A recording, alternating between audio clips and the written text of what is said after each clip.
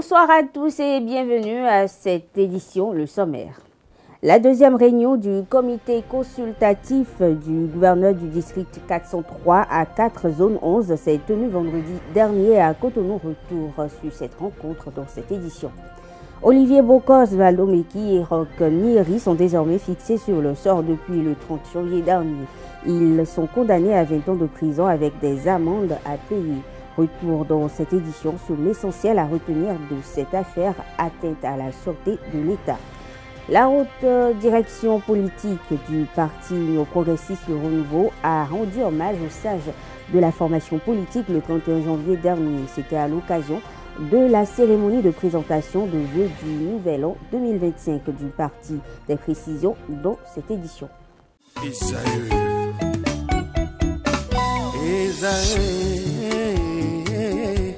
Vous recherchez une école de référence pour une double formation universitaire et professionnelle de qualité? Voici l'opportunité à ne pas rater. L'École supérieure d'administration, d'économie, de journalisme et des métiers de l'audiovisuel ESAE vous offre des programmes d'enseignement en licence et en master orientés vers l'emploi qui font d'elle une référence à travers les filières de l'administration générale et territoriale, l'administration du travail et de la sécurité sociale, droit, diplomatie et relations internationales, administration hospitalière, universitaire et intendance, journalisme et métiers de l'audiovisuel et toutes les filières des sciences de gestion. Une seule adresse, www.esae.bj.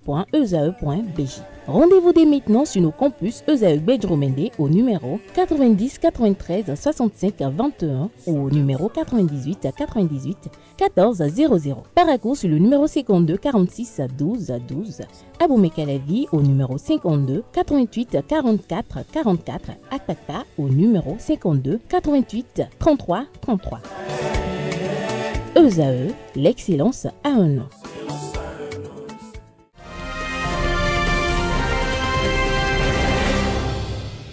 Bienvenue les membres du Lions Club du district 403 à 4 zone 11 ont tenu le vendredi 31 janvier dernier dans un complexe hôtelier à Cotonou la deuxième réunion du comité consultatif du gouverneur du district après 3 mois de travail. Le point de ces assises est signé ESAE TV. Passer en revue les actions menées au cours du dernier trimestre de l'année 2024 et se projeter sur les perspectives de l'année 2025. Les membres du Lions Club international de la zone 11 du district multiple 403 à 4 ont tenu la deuxième réunion du comité consultatif du gouverneur le vendredi 31 janvier 2025 à Cotonou. Mes impressions sont des impressions de satisfaction. En termes de performance, les clubs ont rempli l'ensemble des objectifs qui leur ont été assignés pour ce trimestre-ci.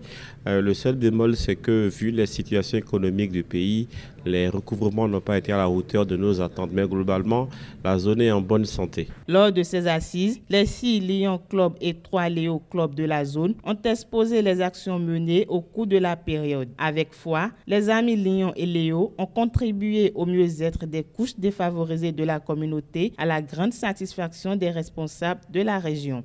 Je suis très fière de ce qui s'est passé parce que nous avons eu une séance de travail bien faite. Pas de problème au niveau de la zone 11. Tout s'est bien passé et je crois tout ce que nous pouvons souhaiter, c'est que les clubs continuent sur cette lancée pour que nous puissions avoir des résultats probants. L'autre satisfaction de la présidente de la région est le renforcement des effectifs de la zone 11. Il n'y a pas eu de perte d'effectifs. C'est plutôt un gain net que nous avons observé, aussi bien au niveau des Léos. Au niveau des Lions, il y a peut-être une perte de moins 2, ce qui va se corriger d'ici là, parce qu'avec la création de nouveaux clubs, je crois que tous les défis vont être relevés. Justement, en termes, les challenges sont énormes. Le président de la zone énumère quelques-uns. Les défis sont les défis de toujours, comme vous le savez. Le premier défi reste toujours les finances, où le taux de recouvrement reste toujours faible. Mais le second, le plus grand des défis, c'est plutôt l'accroissement des effectifs. Il est heureux de noter que nous avons fait de nouvelles acquisitions en termes de membres, mais l'effort reste continu et il ne faut pas relâcher surtout. Au titre des travaux, les participants ont suivi une formation sur la fonctionnalité du district et l'atteinte des objectifs d'accroissement des effectifs. La CRIET a rendu son verdict dans l'affaire atteinte à la sûreté de l'État le 30 janvier dernier. Elle a condamné Olivier Bokor, Oswald Omeki et Roch Nyeri à 20 ans de détention ainsi qu'au paiement d'une amende de 4,5 milliards de francs CFA. En outre, une somme de 1,5 milliard de francs CFA ainsi qu'un véhicule de type 4x4 ont été confisqués au profit de l'État. Aussi, ils paieront ensemble une amende de 60 milliards de francs CFA. Et il faut noter qu'avant l'annonce de la décision de la Cour dans l'après-midi du jeudi dernier, l'examen de ce dossier a connu moult bouleversement. Et je vous invite à suivre le résumé de ce procès complet à travers cet élément proposé par ESAE TV. Le procès pour complot contre l'autorité de l'État a connu son épilogue ce jeudi 30 janvier 2025. Le procureur spécial a requis l'acquittement au profit de Hugues Adjidbekou, comptable de Roch Nyeri, de Corneille Baguidi, gérant d'une société appartenant à Roch Nyeri, et de Ganiou Sanoussi, chauffeur de l'épouse de l'ex-ministre Oswald Omeki. Selon lui, les trois étaient des agents d'exécution. Ils ignoraient, selon le procureur, que les fonds et les actes de leur patron avaient pour objectif de faire un coup d'État. Le procureur a précisé que Hugues Adjidbekou a été placé sous mandat de dépôt parce qu'il a essayé de fuir quand l'affaire a éclaté. Il est reproché à Oswald Omeki que même quand il était ministre, il n'a jamais fait de don au chef de la garde républicaine. Mais alors qu'il n'est plus aux affaires et au moment où il aurait besoin de ressources, il est devenu généreux envers le colonel Dieudonné Tévoidjre. Sa générosité a consisté en des cadeaux et s'est élargie également à la souscription d'une assurance prestige pour le commandant de la garde républicaine. Le but de la manœuvre est de montrer au commandant qu'il s'intéressait à lui. Cette générosité de la part d'un homme qui vient de perdre ses fonctions n'est pas neutre selon le ministère public. La précipitation avec laquelle le cadeau a été fait laisse entrevoir que c'est pour un but précis. Selon le ministère public, la résolution de réaliser l'attentat ne s'est pas manifestée que dans les gestes de générosité, mais également des actes matériels, notamment le montant de 1,5 milliard retrouvé à son domicile, dans lesquels figurent les 250 millions retirés à Ecobank Togo pour le compte de Olivier Bokor. Oswald Omeki, dit le procureur, a justifié cet argent comme des économies et les retours de ses investissements. Le ministère public fait savoir que Oswald Omeki a varié ses dépositions au sujet de la destination de la somme d'argent retrouvée à son domicile. En premier, il a déclaré que c'était l'argent qui servira à l'investissement de ses activités dans plusieurs pays. Après, il a fait savoir que le montant était destiné à financer les activités de la dynamique OB26. Le ministère public révèle 3 comportements suspects de Oswald Omeki le jour de son arrestation. Il a décidé d'accueillir lui-même ses invités. Il a ouvert et fermé son portail en éloignant les agents de sécurité, puis a interdit à ses agents de renseigner le registre. Ces comportements inhabituels sont, pour le procureur, des précautions que Oswald Omeki a prises pour que des informations ne soient pas enregistrées sur les invités. Le procureur dit que Oswald Omeki a cherché à faire adhérer le commandant de la garde républicaine et lui a fourni des moyens. Il conclut donc que l'ancien ministre des Sports est coupable des faits qui lui sont reprochés. Concernant Olivier Bokor, le procureur se pose 3 questions. 3 questions qui, pour lui, montrent que Olivier est derrière ce coup d'État. Qui a intérêt, qui a les moyens de financer et qui a financé? Pour le procureur, c'est Olivier Bokor qui a intérêt que le coup d'État soit fait. C'est de sa candidature que Oswald Omeki a parlé pour quitter le gouvernement. C'est sa dynamique que Oswald Omeki dirigeait depuis son départ. Aussi, c'est Olivier Bokor qui a les moyens parce que Oswald Omeki n'a pas cette capacité. Sa déclaration de patrimoine annuelle est de 110 millions de francs CFA. Selon le procureur, Oswald Omeki gagne 110 millions de francs CFA par an. Donc pour lui, il ne peut pas donner 50 millions de francs CFA au commandant de la garde républicaine. En plus, depuis les enquêtes, Olivier Bokor a dit que ses revenus annuels sont de 4 milliards de francs CFA. Donc c'est lui qui peut financer, selon Mario Meton. À l'interrogation de qui a financé, c'est Olivier Bokor, pense le chef du parquet spécial. Il apprend que la somme de 250 millions appartenant à Olivier Bokor et rapatriée du Togo en voiture a été remise à Oswald Omeki. Des retraits successifs, selon le procureur, ont été faits au nom de Olivier Bokor par le comptable de Roch Nyeri. Ces fonds ont été retracés dans le lot d'argent retrouvé au domicile de Oswald Omeki. Le procureur conclut que Olivier Bokor est le seul à même d'assurer le financement de la somme de 1,5 milliard de francs CFA. Le cas Roch Nyeri. Le procureur spécial a fait savoir à la Cour que Roch Nyeri est en fuite. Un mandat d'arrêt, la mise en accusation, la convocation à la tenue du procès ont été déposés à son dernier domicile connu. Le ministère public fait savoir que suite aux différentes diligences, la Cour peut juger Roch Nyeri en son absence. Pour le chef du parquet spécial, la fuite de Roch Nyeri trahit sa position. In fine, il est requis des peines de prison et des amendes. Olivier Bokor, Oswald Omeki et Roch Nyeri sont chacun condamnés à 20 ans de réclusion criminelle et à une amende de 4 milliards 500 millions de francs CFA chacun. Aussi, ils sont condamnés les trois à payer solidairement au profit de l'État la somme de 60 milliards de francs CFA. Il est confisqué au profit de l'État la somme de 1 milliard 500 millions saisie au domicile de Oswald Omeki, ainsi que la voiture Prado, tout comme le montant de la police d'assurance au nom du colonel Dieudonné Dimon Tevoedjre. Combien a coûté la réalisation des routes quittant le port autonome de Cotonou au carrefour Bioguera? Le porte-parole du Parti Les Démocrates, Guy Mitokwe, a parlé, lui, de 35 milliards de francs CFA lors d'une récente déclaration, mais ce n'est pas le cas selon le ministre conseiller Jacques Kayadji qui s'est prononcé sur la question pendant une sortie médiatique. Ces propos ont été recueillis par la SRTB. J'ai suivi avec beaucoup d'étonnement le représentant ou le porte-parole du Parti Les Démocrates a affirmé que le gouvernement de Patrice Talon a réalisé 5,7 km de route à 35 milliards.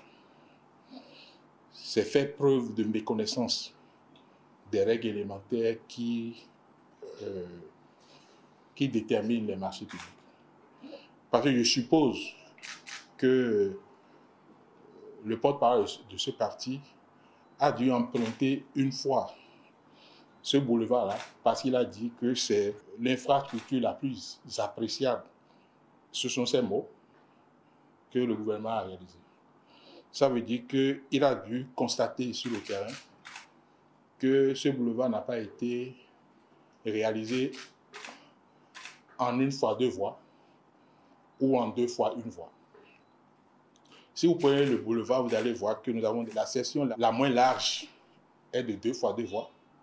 Nous avons des sections de 2 fois 2 voies. Nous avons des sections de 2 fois 3 voies. Nous avons des sections de 2 fois 4 voies. Quand on dit 2 fois 2 voies, ça veut dire que vous pouvez avoir 2 véhicules côte à côte dans un sens de circulation et 2 véhicules côte à côte dans l'autre sens de circulation. Il parle de 35 milliards. Ce n'est pas 35 milliards de francs CFA. C'est plutôt 37. Je lui ajoute 2 milliards de plus. C'est plutôt 37 milliards 739 millions 434 140 francs CFA TTC. Et si ce parti politique était un parti de gouvernement, il aurait compris que dans ces 37 milliards-là, il y a 18% de TVA qui reste dans les caisses de l'État. Il y a 1% d'enregistrement qui reste dans les caisses de l'État et 0,5% de taxes sur les marchés publics qui reste également dans les caisses de l'État. Lorsque nous enlevons tout ça des 37 milliards, nous trouvons une valeur de 30 milliards 380 millions 244 483 francs CFA hors taxe. Et c'est ça qui est le montant le plus significatif. Il y a 1 milliard 120 millions 26 976 francs CFA qui ont été payés au cabinet qui a effectué le suivi et le contrôle des travaux. Et il y a également 98 553 554 qui constitue le montant payé au cabinet qui a fait l'audit du projet. Si bien que globalement, les 19 à peu près 20 km de route dont il parle, qu'il confond à 5,8 km, est plutôt de 29 milliards 161 millions 663 957 francs CFA, ce qui donne un coût moyen au kilomètre de 1 milliard 503 millions 566 071 francs CFA. Comme chaque année, le 28 janvier marque la Journée internationale de la protection des données à travers le monde. Cette journée vise à éveiller la conscience publique sur l'importance de la protection des données et du droit à la vie privée tout en informant les individus sur le droit associé à la manière de les exercer. Qu'est-ce que la protection des données? Pourquoi est-il important de protéger ces données? Élément de réponse avec le juriste spécialisé en droit du numérique data privacy, Alao Afid Adjassa. Ces propos sont recueillis par ESAV-TV. L'objectif, de façon générale, de cette journée internationale de la protection des données à caractère personnel, c'est de sensibiliser encore les uns et les autres aux défis de la protection de données et de la vie privée, et surtout d'informer les gens de leurs droits et de la manière dont ils peuvent les exercer. On parle donc de ce commerce qui se fait parfois à l'insu du citoyen sur nos attributs, tels que nos noms, nos prénoms, nos numéros de téléphone, notre temps de connexion en ligne, notre utilisation de Facebook, de TikTok. Lorsque nous nous connectons à ces plateformes, nous y laissons ce qu'on appelle nos données à caractère personnel, c'est-à-dire des informations qui permettent de nous identifier, soit directement, soit indirectement. Et pour le citoyen lambda, il arrive qu'on nous demande souvent, mais écoute, j'ai été sur Internet, mais depuis, je ne fais que avoir des publicités des choses dont j'ai parlé ou bien que j'ai recherché quand j'étais sur ma page Google. Justement, c'est l'utilisation de données à caractère personnel qui vont faire que des offres commerciales ciblées vont vous parvenir à travers vos applications quand vous jouez vos jeux, à travers les divers usages que vous faites de Internet tout au long d'une journée. Donc, pour la personne concernée, pour le citoyen, c'est l'invitation à une meilleure prise de soin de ce qui lui appartient en tant que données à caractère personnel. C'est particulièrement la loi 2017-20 portant Code du numérique en République du Bénin, en son livre 5e, qui traite des données, de la protection des données à caractère personnel, pose les grands principes de protection des données à caractère personnel et met à la charge des personnes qui traitent ces données-là des obligations qui sont sanctionnées et censurées par une autorité indépendante qu'on appelle ici au Bénin l'autorité de protection des données à caractère personnel.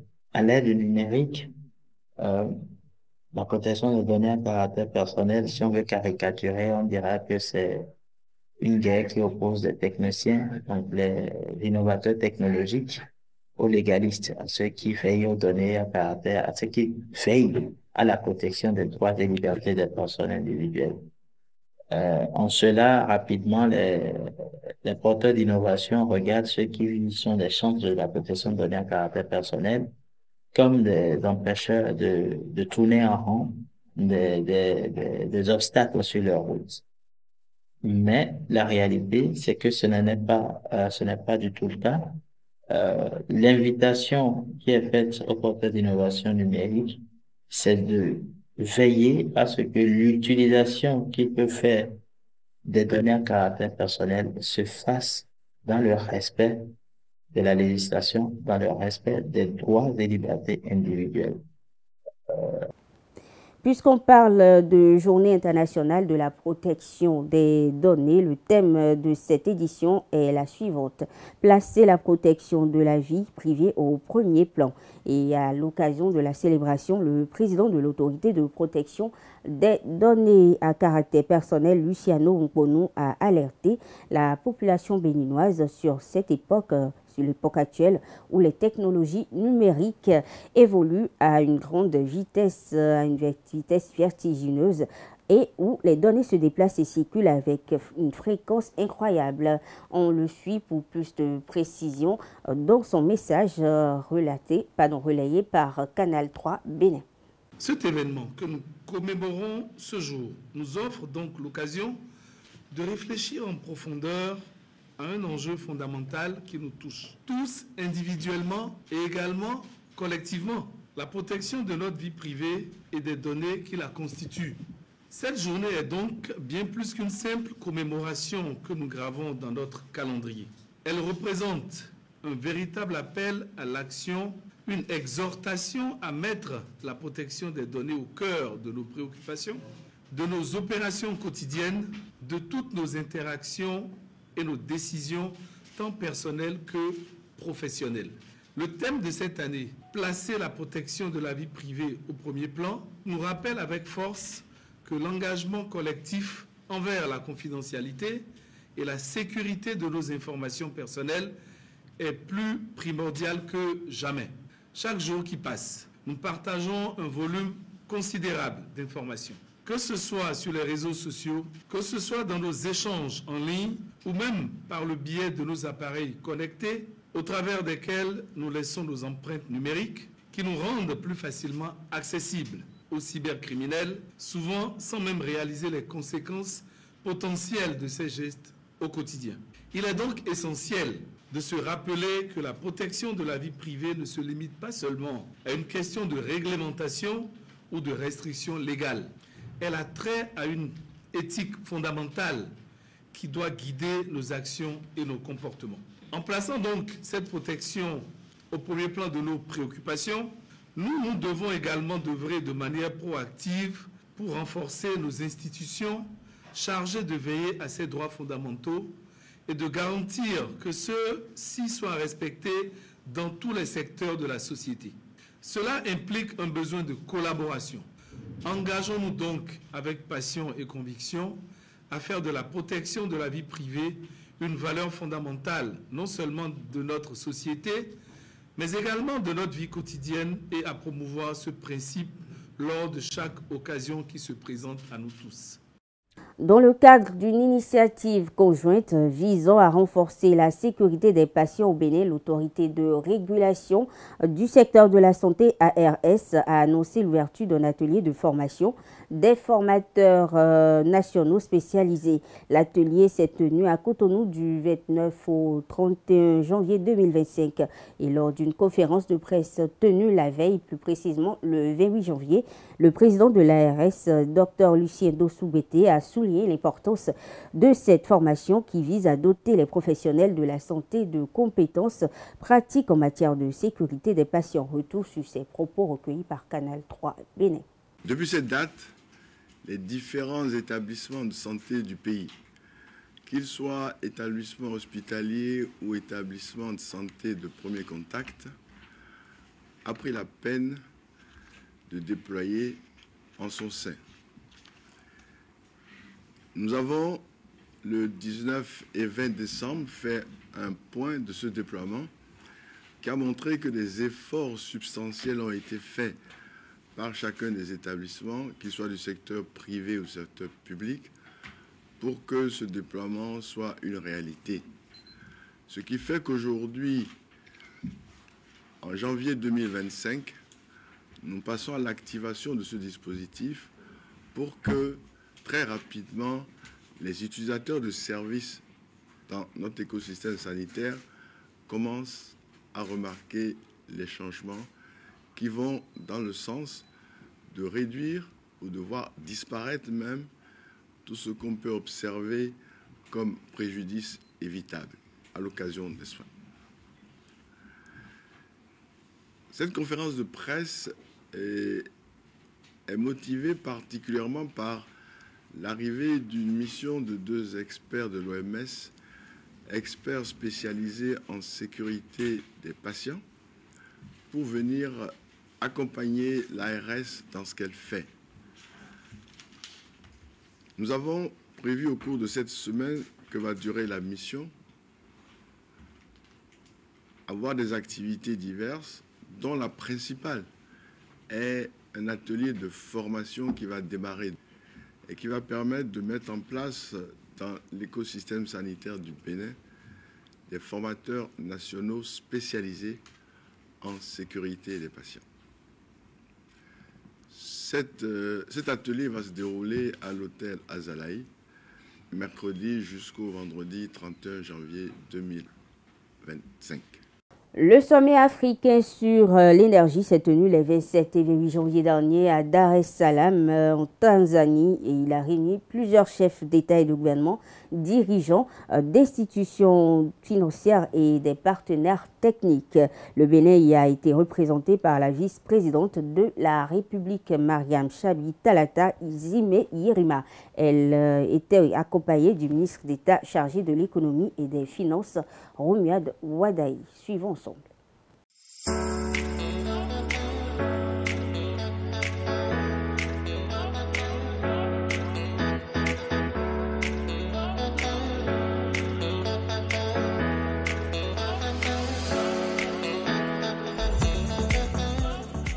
Président de la République unie de Tanzanie, pour son accueil et l'organisation réussie de ce sommet. Il y a que nous disposons déjà d'une politique nationale de développement des énergies renouvelables. Nous avons un code de l'électricité, nous avons une stratégie nationale d'électrification, nous avons un cadre réglementaire en réseau pour faciliter l'accès à l'électricité aux zones rurales. Nous avons une stratégie de raccordement à moindre coût qui permet donc aux populations d'avoir accès à l'énergie.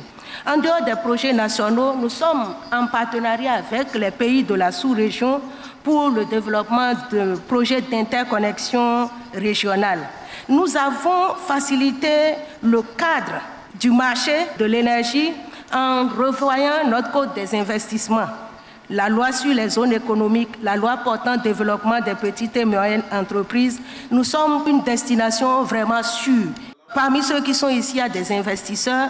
Nous les invitons à venir s'installer chez nous. Le climat leur est favorable. Les réformes sont vraiment en cours.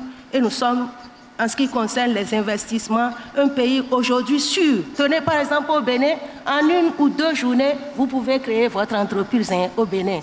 Donc, s'il y a une destination vers laquelle les gens doivent se ruer, c'est la destination Bénin.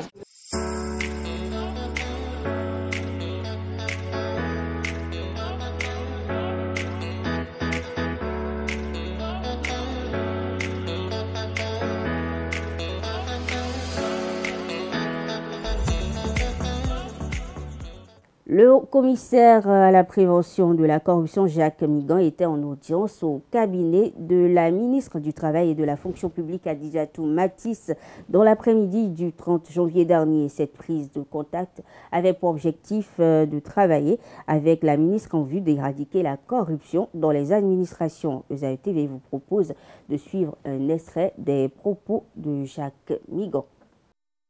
Je crois que ce qui va se faire, et beaucoup se faire, Madame la ministre, c'est la communication. Il faut que ce que nous avions vu soit régulièrement communiqué au grand public pour que les gens sachent la dématérialisation qui diminue énormément la corruption. C'est le nid même de la corruption quand on ne l'avait pas.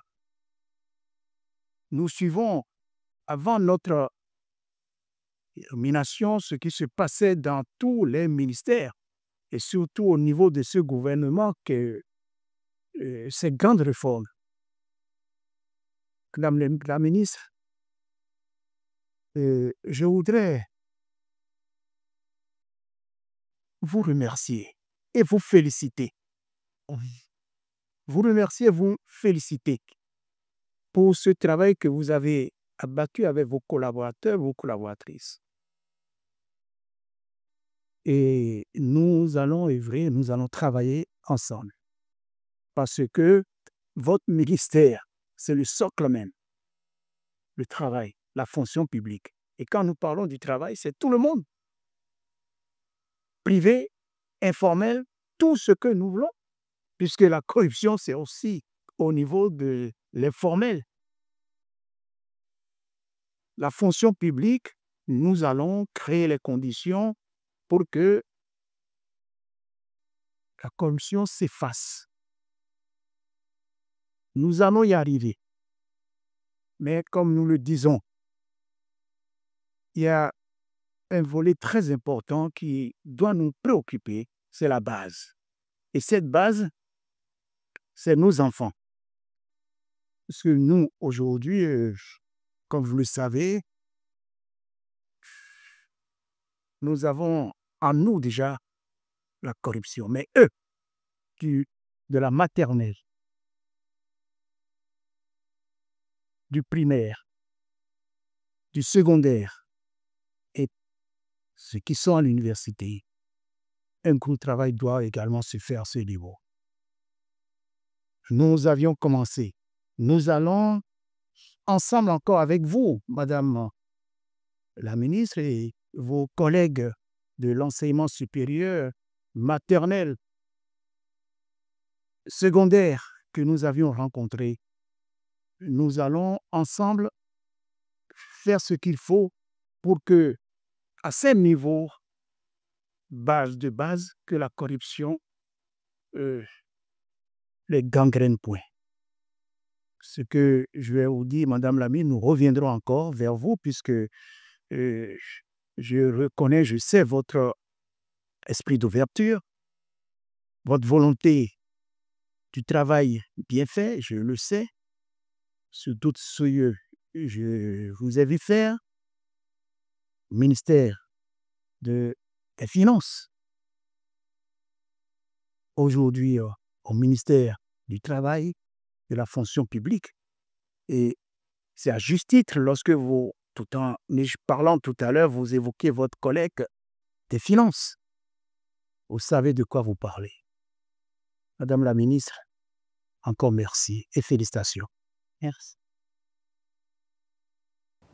Restons avec la ministre du Travail et de la Fonction publique, Adijatou Matisse, qui a, à l'occasion, exposé les réformes entreprises dans son domaine.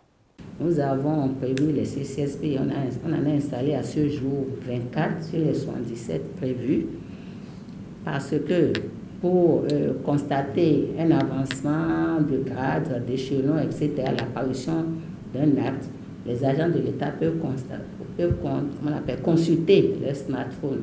Il y en a qui n'en disposent pas et c'est pour faciliter la tâche à ceux-là que nous avons commencé l'installation des centres communaux de services publics. Voilà, on n'en a pas encore dans toutes les communes, mais c'est un projet. Cela aussi permet la réduction des contacts physiques ni de corruption. Enfin, on a parlé aussi de la lutte contre l'impunité, où il y a des décrets qui ont été pris en application de certaines dispositions du statut général de la fonction publique. Il y a des commissions administratives paritaires siégeant en matière disciplinaire qui siègent. Les sanctions suivent, c'est un peu comme par le passé. L'agent a commis une faute et puis bon, ça passe dans l'oubli, ce n'est plus ça. Au niveau des CODIR aussi, également au niveau du Conseil national de discipline pour les sanctions. Je l'annonçais en titre, vendredi 31 janvier dernier, une forte délégation du parti UP Le Renouveau, conduite par le président Joseph Fifame Diogbenou, s'est rendue à la maison au domicile du patriarche Bruno Ange-Marie Amoussou pour présenter les vœux de la nouvelle année aux dignitaires du dit parti. Cette visite de respect et de courtoisie a réuni les figures historiques du parti, notamment les présidents Bruno Ange-Marie Amoussou, Antoine Kolaoleidji, Mathurin Kofi Nago, Abraham Ziziloui et Pascal Irénée Koukpaki.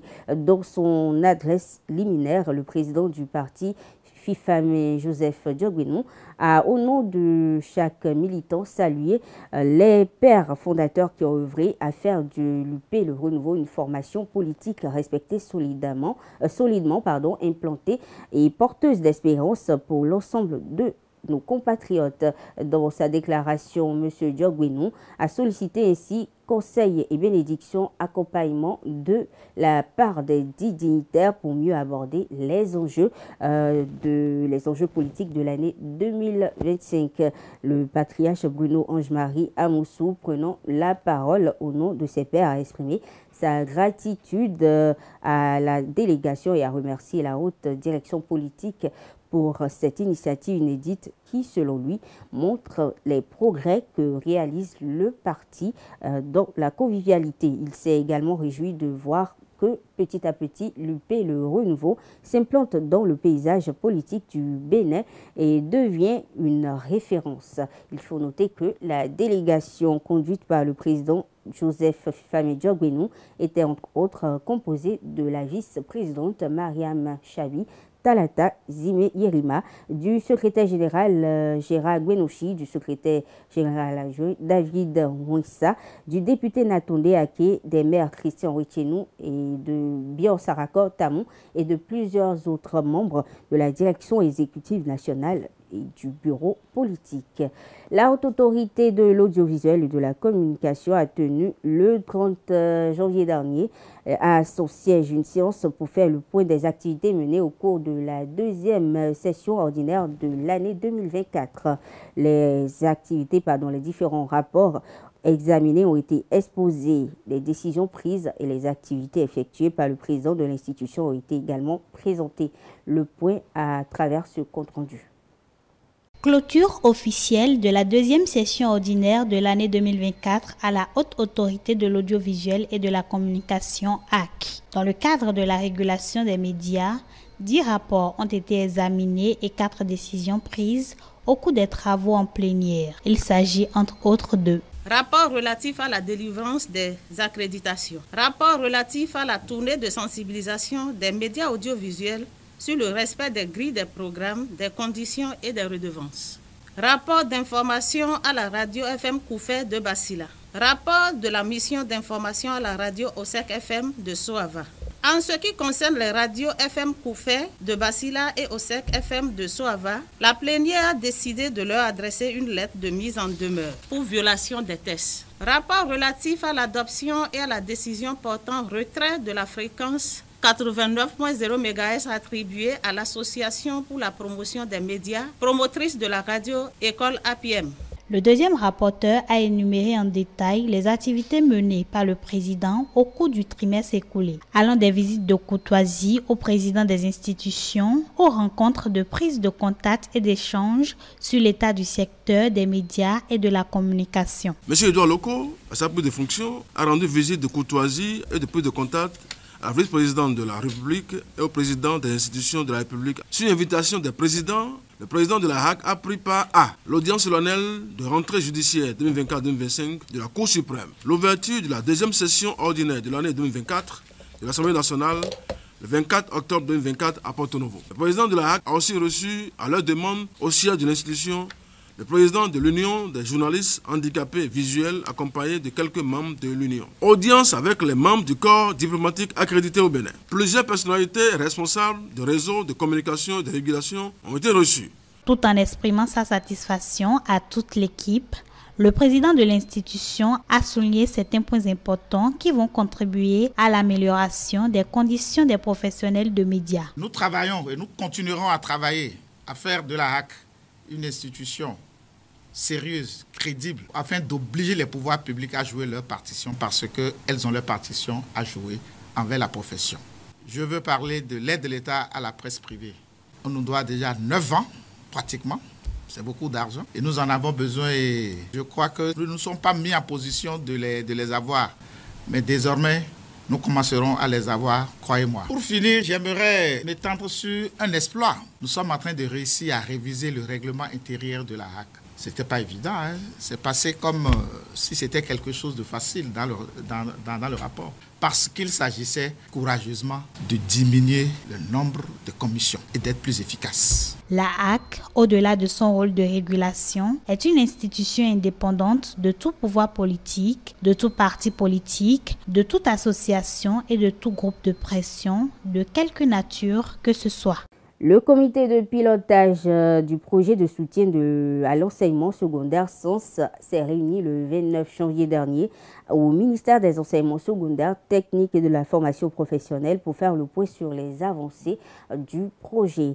Ce projet vise, il faut le préciser, à améliorer l'accès à l'éducation et favoriser la rétention des élèves dans les collèges. Le directeur du cabinet du ministre Garba Ayuba a présenté un bilan positif des réalisations entrant dans le sens du projet. Pour plus de précisions, suivons cet élément de Etélé Bénin. Dans le cadre de la clôture du projet de soutien à l'enseignement secondaire, le comité de pilotage du dit projet s'est réuni ce 29 janvier 2025 au sein du ministère des enseignements secondaires, techniques et de la formation professionnelle pour faire le point. Dénommé SENS, ce projet vise à améliorer l'accès à l'éducation et à favoriser la rétention des élèves dans les collèges. Le directeur de cabinet du ministre Garba Ayuba a dressé un bilan des réalisations du projet qu'il juge positif malgré quelques difficultés rencontrées. Ce projet ambitieux s'est fixé comme objectif d'améliorer l'accès à l'éducation et de favoriser la rétention des élèves dans les collèges béninois grâce à la construction de 170 modules de 4 salles de classe et 340 blocs de latrines dans 110 établissements répartis à travers 6 départements. Malgré les obstacles tels que les retards dans les procédures de passation de marché et les interruptions dues à certaines entreprises défaillantes, nous avons su ensemble relever ces défis avec détermination. Grâce à l'engagement des parties prenantes, le projet affiche aujourd'hui des résultats remarquables, dont un taux moyen d'exécution physique de plus de 87% et un taux d'exécution financière de 83,66%.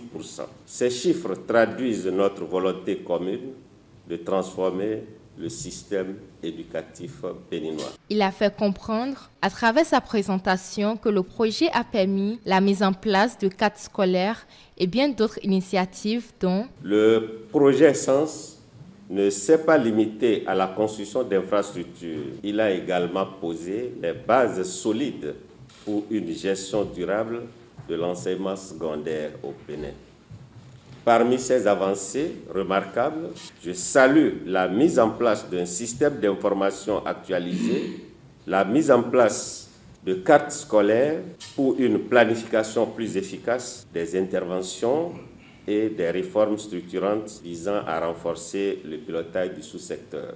Garba Ayuba souligne que cette session du comité, en plus de faire le point des réalisations, est également l'occasion de définir des perspectives pour l'avenir. Le présent comité de pilotage sera l'occasion de faire le point d'exécution globale du projet SENS et d'envisager des mesures efficaces et efficientes pour un achèvement complet des infrastructures en cours de finalisation et des autres activités de pilotage du sous-secteur. Lancé depuis 2017, ce projet témoigne de l'engagement du gouvernement à garantir une éducation de qualité. L'ouverture des nouveaux marchés modernes construits dans le cadre du PAG a démarré depuis juin 2024 au Bénin. Combien compte-t-on au total en 2024? Pour répondre à cette interrogation, la directrice de l'ANAGEM a convoqué en début de cette semaine la presse. Eunice Loisel Kinifor a fait le bilan des annonces pour ceux en instance. L'élément est signé Etélé Bénin.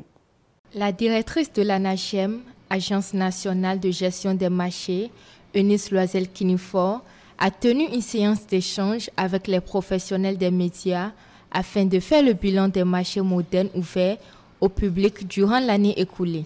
L'ouverture des marchés a débuté en juin 2024. De ce fait, nous avons débuté l'ouverture avec le marché de Kadjaoum, lequel marché comporte 50 places.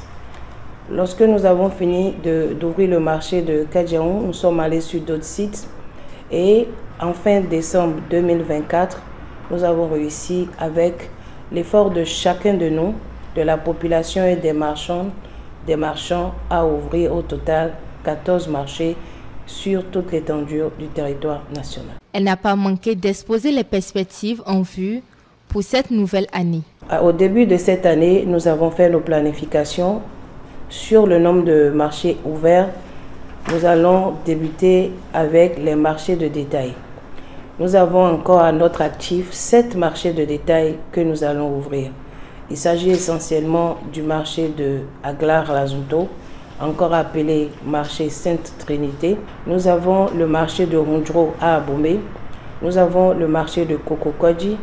Nous avons le marché de PK3. Nous avons le marché de Wando. À cela, nous avons les marchés de Djougou et le marché de Parakou. Donc, ce qui nous fait 7 marchés de détail. En dehors de ces marchés-là, nous avons donc le pôle agricole du Grand Okwe qui va être également ouvert aux marchands de gros. Et nous avons donc le pôle commercial général Mathieu Kérékou qui est également en fin de finition et donc qui va être également ouvert au public. Au niveau de chaque marché, toutes les dispositions sont prises pour assurer la propreté des lieux ainsi que la sécurité des commerçants et clients. Lorsque nous avons commencé à ouvrir les marchés, nous avons souhaité accompagner les marchands avec des prestataires qui nous soutiennent dans l'entretien, nettoyage et également dans la sécurité, gardiennage.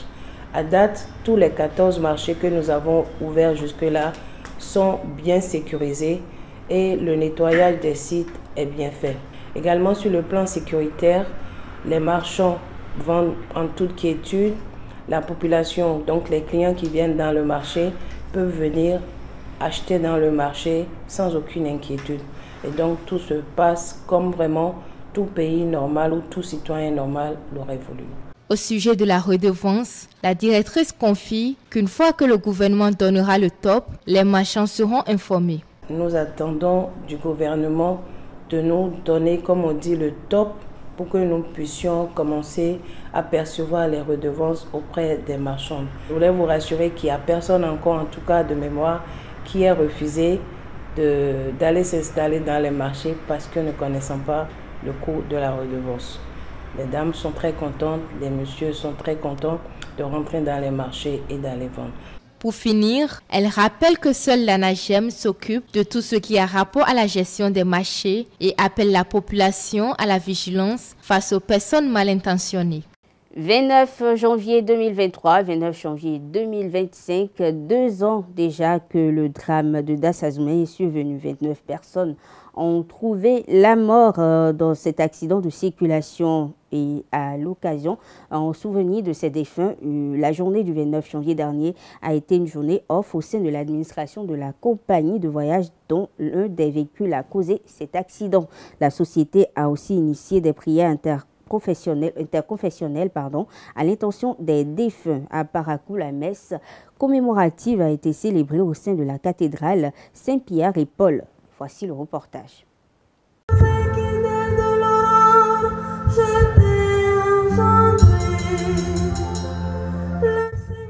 Hommage aux victimes du drame de Dassa. 2 ans après la tragédie qui a coûté la vie à plusieurs personnes, la douleur reste vive et le souvenir indélébile. Ce 29 janvier, en signe de recueillement, la compagnie Baobab Express a suspendu ses activités commerciales, marquant ainsi un temps d'arrêt pour honorer la mémoire des disparus. Dans la matinée, une messe commémorative est célébrée à la cathédrale Saint-Pierre et Paul de Parakou, en présence de proches des victimes, d'amis et de fidèles venus prier pour le repos de leurs âmes.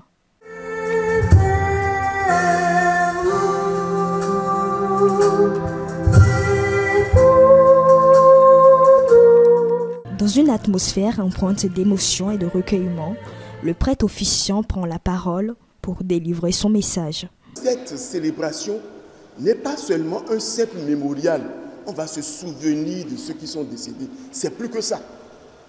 C'est certes ça, mais c'est plus que ça. C'est le Seigneur qui a mis dans nos cœurs l'initiative de nous retrouver pour cette célébration. Pour prier pour nos frères et sœurs défunts.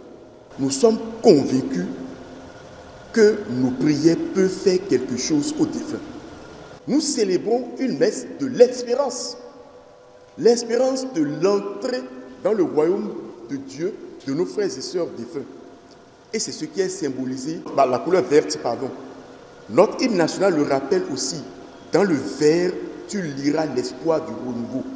C'est vrai, ce n'est pas dans un but matérialiste que nous prions, mais c'est pour rappeler et faire prendre conscience que lorsque nous prions pour les défunts, lorsque ces défunts-là sont sauvés, c'est nécessairement pour la gloire de Dieu, pour leur bonheur et pour le bénéfice de nous qui sommes sur terre et qui prions pour eux. Que donc, dans sa miséricorde, le Seigneur accueille tout cela dans son royaume pour sa gloire, pour leur bonheur, mais aussi pour notre bonheur sur cette terre. Amen. Après l'homélie et les prières, l'émotion est palpable. Malgré nos sollicitations, les familles et proches des victimes choisissent de garder le silence. Un silence lourd de douleur, mais aussi de respect pour la mémoire des disparus. Symbole d'un deuil qui, 2 ans après, reste profondément ancré. Actualité hors de nos frontières à présent, l'ancien président du Gabon, Ali Bongo Ondimba, entame une nouvelle grève de la faim. Selon son avocat, l'ancien chef de l'État prend cette initiative pour dénoncer le sort réservé à son épouse et à son fils.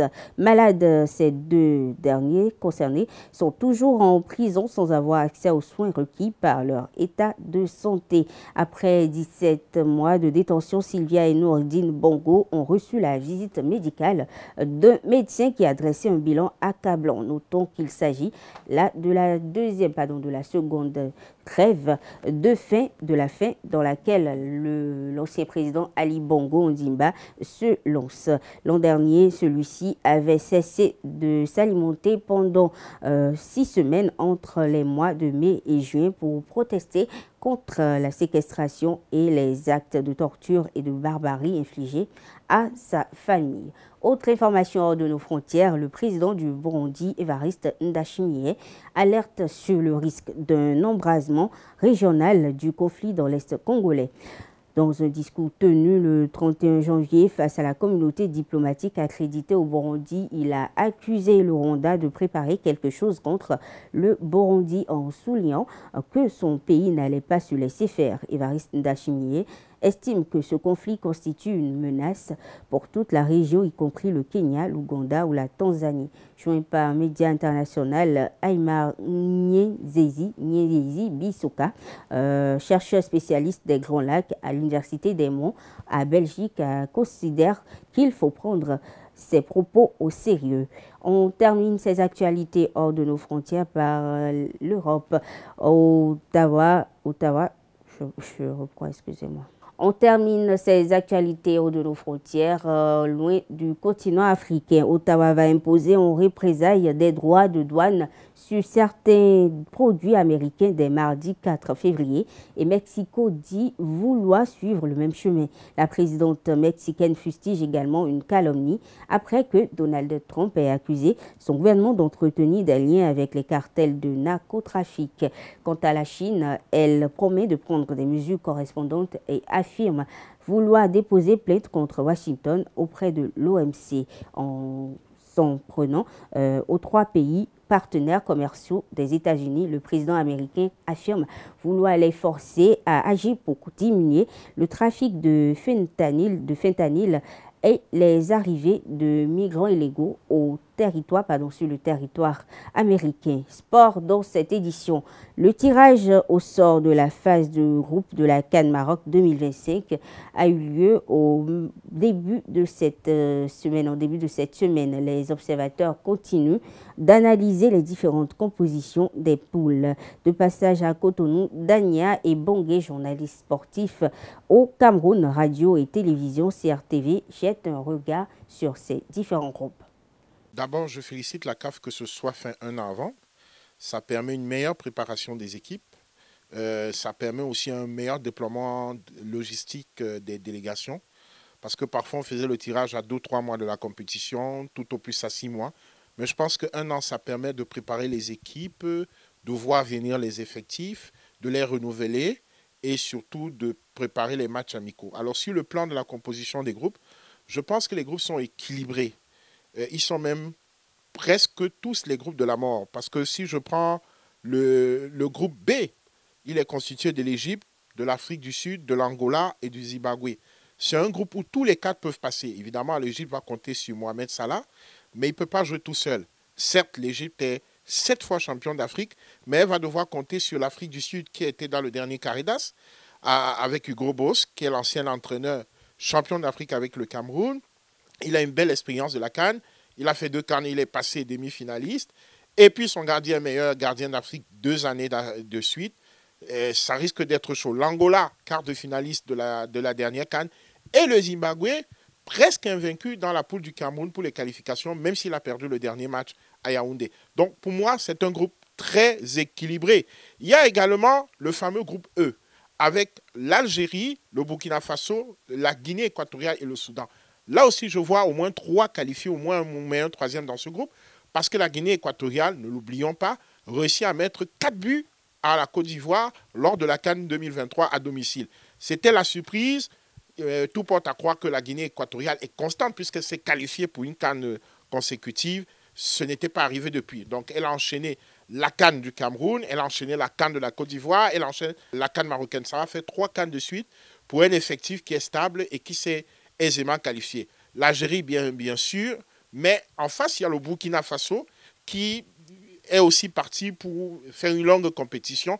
Et le Soudan, qui a eu une très belle prestation pendant les qualifications. Donc là aussi, c'est un groupe que je pourrais qualifier de la mort. Alors on va parler du groupe du Bénin, qui est le groupe D, parce qu'il y a le Sénégal dans ce groupe, il y a la République démocratique dans le groupe D, il y a le Bénin, il y a le Botswana. On pourrait croire que dans l'ordre, c'est le Sénégal qui serait premier, la RDC le 2e, le Bénin 3e, le Botswana 4e. Mais attention, les CAN avec le Bénin sont toujours des CAN très, très disputées. Je me souviens encore de la CAN égyptienne, où le Bénin était dans le même groupe que le Cameroun, que le Ghana. Et bien, le Bénin est passé. Je pense que ça risque d'être la même configuration dans ce groupe des Marocains. Bon, le Maroc dans le groupe A sera à domicile. Il aura les Comores en match d'ouverture, ça risque de pas être très compliqué. C'est vrai que le Mali et la Zambie vont se disputer soit la 2e, soit la 3e place, parce que le Maroc, en tant que 4e de la dernière Coupe du Monde, est un pays à craindre, qui plus est, s'il est à domicile. Donc, je pense que les favoris seront de la partie, mais il y aura quand même quelques outsiders. Restons avec Dania et Bongué, journaliste sportif au Cameroun, radio et télé, qui analyse le groupe F avec la rivalité entre le Cameroun et la Côte d'Ivoire. Le fameux groupe F, avec le Cameroun, la Côte d'Ivoire champion d'Afrique, le Gabon et le Mozambique. J'ai envie de dire que le Gabon sera revanchard parce que, écoutez, le Gabon à domicile en 2017 ne réussit pas à passer le premier tour parce qu'il a son dernier match de groupe contre le Cameroun qui ne réussit pas à battre. Donc il y aura un parfum de revanche. Et c'est le premier match de groupe entre les deux. Cameroun-Gabon, c'est un derby, c'est des pays voisins, ça va chauffer. Il y a la chaude empoignante du deuxième match entre le Cameroun et la Côte d'Ivoire. Vous connaissez la guerre qui existe sur les médias sociaux entre les blogueurs camerounais et les blogueurs ivoiriens. Ben, cette guerre va se faire ressentir même au sein des tanières des équipes nationales. Sur le plan footballistique, il y a la vieille rivalité entre les ballons d'or, Yaya Touré d'une part, Didier Drogba et Samuel Eto'o. Et il y a surtout que les Ivoiriens veulent se rapprocher du record du Cameroun. Ils sont à a 3 CAN gagnés, le Cameroun a 5 CAN gagnés. Le Cameroun, lui, aura à cœur de vouloir racheter quand même des années de disette. Je pense que ça va être disputé. Évidemment, le Mozambique est pensé ou perçu dans ce groupe comme le distributeur automatique de points. Quoique, il faut faire très attention aux équipes lusophones et nous ont montré qu'elles ont la capacité d'aller loin. C'était le cas avec le Cabo Verde et l'Angola à la dernière CAN. Et je pense que le Mozambique et l'Angola, il va falloir compter sur elles comme équipe lusophone dans cette CAN. Bref, c'est 24 équipes qui méritent toutes d'être là, qui ont à peu près le même niveau parce qu'il y a un vrai nivellement des équipes nationales en Afrique. Certes, il y a des favoris, mais de manière globale, on ne pourrait assister à quelques surprises. Donc, il faut que toutes les équipes se préparent sereinement en respectant les unes et les autres. Parlons toujours du Cuiron. Le jeudi 23 janvier dernier, la Fédération béninoise de foot a pris une décision mettant un terme à la situation de licence relative à la jeunesse sportive de Ouida et Gléhoué Unit Sport. Au détour d'une interview, Clément Adiaouti Adéchian, ancien vice-président de la Fédération béninoise de foot et fondé du groupe ESAE, a commenté cette décision. Il a profité pour donner son appréciation sur l'état du championnat national. Suivez-le au micro de ZAE TV. Le président des Jacques et son comité a fini par la jouer fine, par la jouer intelligemment. Ben, il y a longtemps que j'avais déjà prédit cette situation. Quand je parlais du football au début de l'année, qu'on ne peut pas continuer par laisser du politiquement incorrect semer la zizanie au sein du football béninois. On a laissé la situation perdurer des gens très amateurs qui ne comprennent rien du tout. On entaché la réputation de la ville du chef de l'État, Ouida.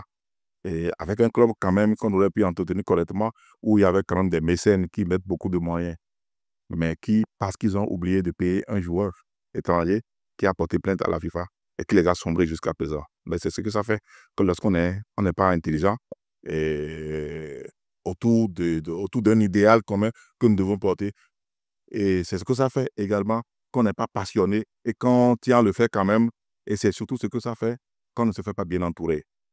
Et je crois que la leçon, elle coule de source. La leçon sera retenue parce que désormais maintenant, les GUV ou les WIDAFC comprendront très bien que dorénavant, lorsque vous voulez être responsable de club, il faut vous faire totalement bien entouré et il ne faut pas jouer avec ce qui est sincère, ce qui est sacré et ce qui est du domaine du professionnel. Et c'est ce qu'ils ont fait à Ouida. Et ça me fait de la peine, je dis encore, parce que ça nous a mis inutilement sous le feu de la rampe, ça nous a mis inutilement sous pression, ça a fait perdre du temps, ça a failli casser la crédibilité de la fédération, parce qu'il y a longtemps que les commissions ad hoc de la fédération ont rendu la décision que finalement la fédération a confirmé, le Brésil a confirmé. Ça a failli diviser tous les camps. Mais finalement, ils ont pris la bonne décision. Et moi, je suis peiné parce que ceux qui ont créé cette forfaiture sont toujours là. Certains sont encore dans les bureaux exécutifs de la fédération. Je crois qu'il va falloir les extirper pour que définitivement chacun reconnaisse qu'il faut payer le prix de sa forfaiture. On peut quand même reconnaître, comme je le dis, que le championnat béninois a beaucoup progressé. Vous l'imaginez par vous-même. Coton, 3 fois champion, qui se retrouve pratiquement aujourd'hui 3e ou 4e. 5e déjà. Ah oui, effectivement, du groupe, le groupe B, le groupe des équipes qui jouent au sud, 5e. Et à la phase aller, même si tout change à la phase retour, parce qu'on a déjà vu les Dragons des saisons antérieures finir la phase aller toujours en tête et puis sombrer plus tard dans le ventre mou de classement et à la phase retour.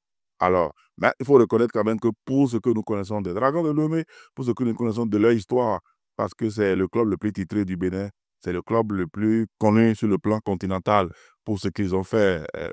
Les plus anciens s'en souviendront encore de cette demi-finale contre Gomaya du Kenya, où on a été trahi par un certain Peter Rufai. C'est notre Dragon à nous ça. Et que les votes nous viennent autour du président de Jacques et tout le reste se mobilisent enfin pour nous produire une équipe à la hauteur de ce concept des Dragons. Alors, quand vous allez dans le groupe A, le groupe avec les clubs du Nord, c'est pas facile. Ils sont Ils sont très combatifs, ils sont très athlétiques. Et aujourd'hui, ils ajoutent la puissance à la technicité. Ce qui fait que vous les avez vus sur les 8 clubs qui doivent se retrouver pour constituer la Ligue 1. Plus tard, vous avez au moins 4 clubs du Nord à l'intérieur.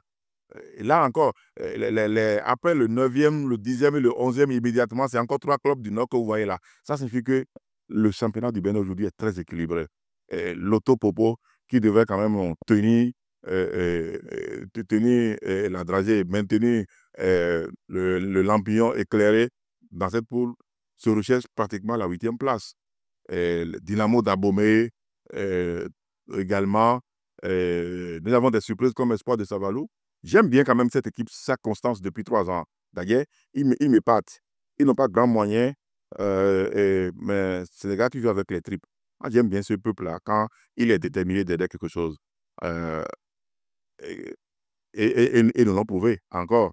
Et lors de leur participation à la Coupe d'Afrique, à la Coupe CAF, ils sont passés, ils ont éliminé les Nigérians. Ils sont passés le premier tour. Ils sont tombés sur plus fort. Quand on tombe sur les Maghrébins, en tout, nous qui avons joué déjà et Racing Club de Berkane, on connaît ce que ça signifie. C'est une foudre inarrêtable. Donc, cela ne peut que se passer ainsi comme cela s'est passé. Mais c'est un bon club, quand même, très bon club, les Daguerres. Je les admire beaucoup pour ce qu'ils font.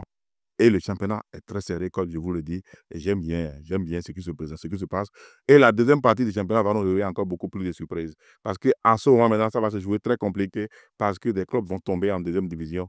Et certains iront en troisième division. Mesdames, Messieurs, ainsi prend fin cette édition. Merci de l'avoir suivi. Très bonne soirée à toutes et à tous et excellente semaine.